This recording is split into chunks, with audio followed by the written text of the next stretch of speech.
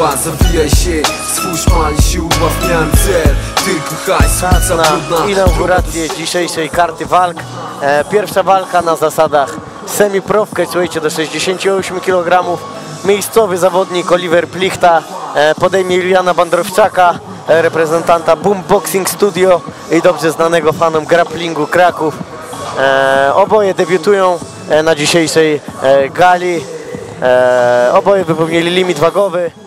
Coś, co rzuca się w oczy, patrząc na statystyki, to przewaga wzrostu i wieku, chociaż ta różnica wieku nie jest aż tak duża jak właśnie ta różnica wzrostu, która może mieć po prostu ogromne przełożenie na walkę.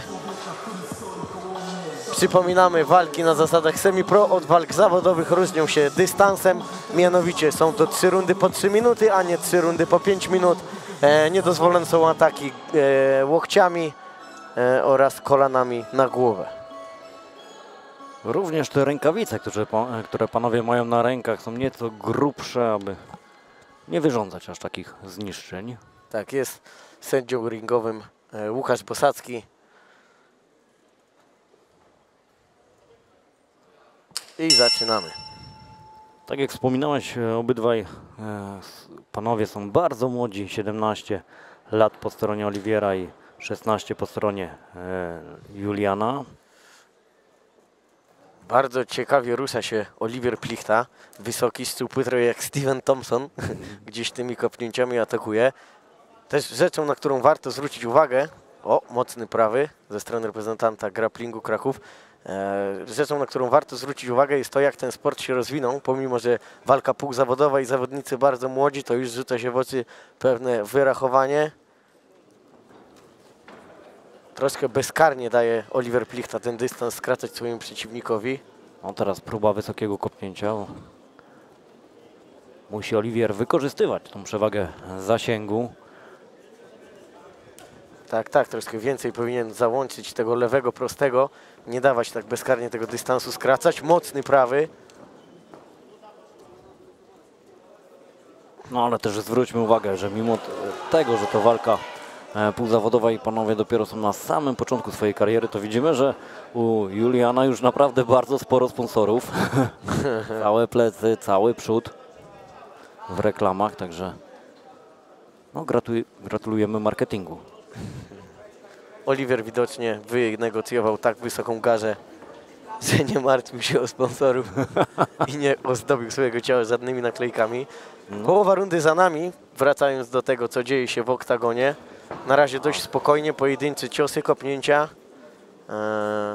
Na pewno trenerzy, bardzo doświadczeni zresztą, którzy są w narożnikach po dwóch stronach, odpowiednio gdzieś tych zawodników mentalnie nastawili, że nie jest to walka na armię 4-minutowa, gdzie przez te 4 minuty mocne teraz ciosy. Trafiony Oliver Plichta.